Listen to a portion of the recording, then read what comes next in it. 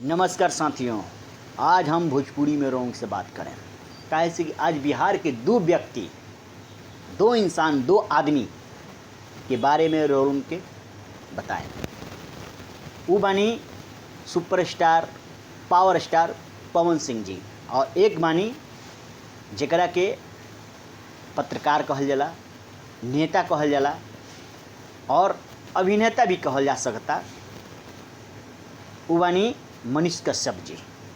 अभिनेता इसलिए हम कहतनी काहे से कि 2-3 साल से हम देखतनी वो अभिनय के दुनिया में बहुत अच्छा काम करतनी, इसलिए माने पत्रकारिता कम और अभिनय अपना वीडियो में जरूर ज़्यादा करेनी। देखे लोग कोशिश करें उनमें खोजे के अभिनय उनकर कला।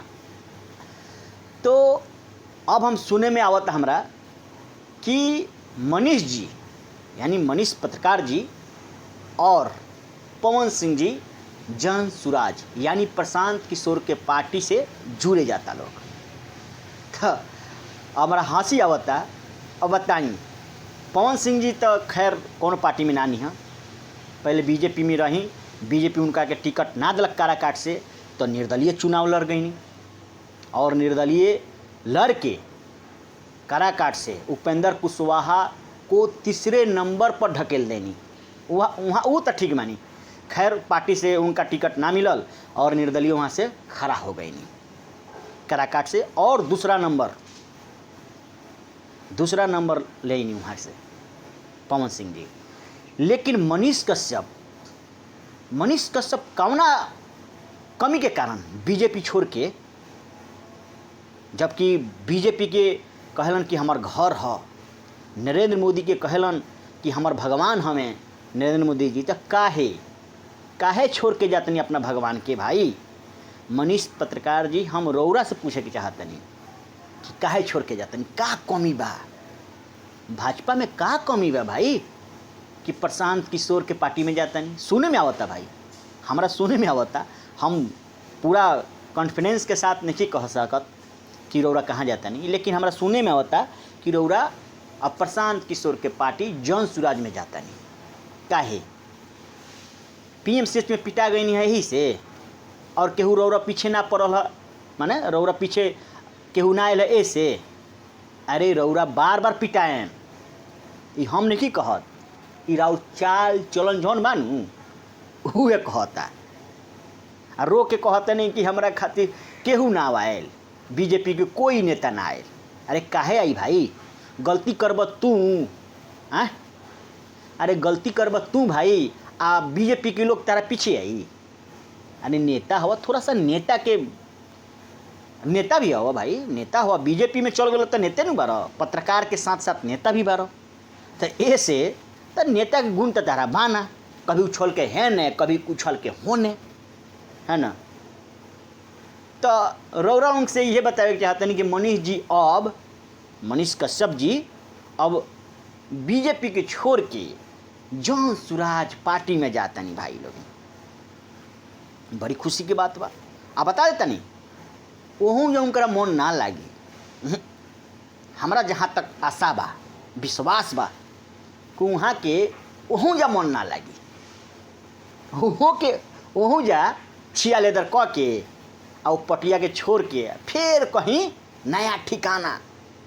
बिहार में तो ढेर पार्टी बे भाई, है ना।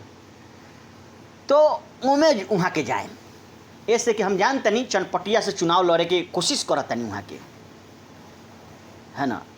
और अगर टिकट जन सुराज उनकरा के दे भी देता तो हम दावे के साथ कहते नहीं, बिहार के लोग से, जनता से दावे के साथ कहते नहीं कि वहाँ के तीसरा या चौथा स्थान पर रहे हैं। हम बता देते नहीं भाई लोग, ये बाद में मत कहियो लोगिन कि केहू यूट्यूबर मनीष कश्यप के बारे में ना बतैलक, लेकिन हम बतावता नहीं उनकर कमी, क्योंकि वो ओवर कॉन्फिडेंस में चुनाव लड़ी हैं, ओवर कॉन्फिडेंस में चुनाव लड़ी हैं, और वही वजह रही उनका हारे के वह कारण रही। बीजेपी में क्या भाई चुनाव लड़त रहन लोकसभा के, उनका के लोग माने देखिए, सबसे पहला उनका में एगो कमी बा केहू थोड़ा सा लोभ दे देता नु ओकरा पक्ष में चल जाता रहे। यही उनकरा में कमी बा और ई कमी के सुधारे के मनीष कश्यप भाई के चाही। हम ही नहीं कहत, उनका विरोध में नहीं बोलत, उनका चाही ये कमी के सुधारे के चाही।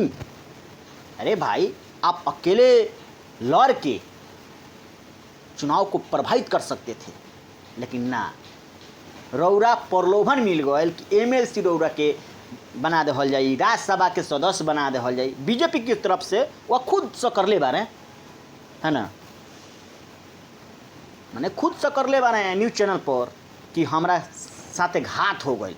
मनोज तिवारी के ना जाने का भैया भैया कहत हैं, अब ना जाने का कहता रहे, उनका दिल में का बा। मनोज तिवारी जौन अभी सांसद बनी वहाँ के दिल्ली के है ना, दिल्ली से, तो अब वहाँ के का जाने का प्रलोभन दिले रही मनीष कश्यप भाई के कि वहाँ के बीजेपी के साथ चल गई नहीं निर्दलीय, तो वो से विश्वास टूट गई बा।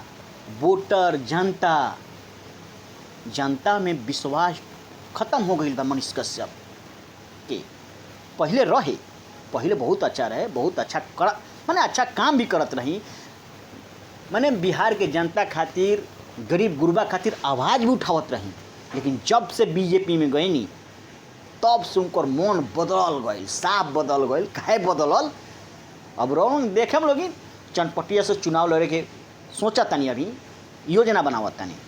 अगर पार्टी उनकरा के टिकट दे देता जन सुराज तो वहाँ से चुनाव लड़े।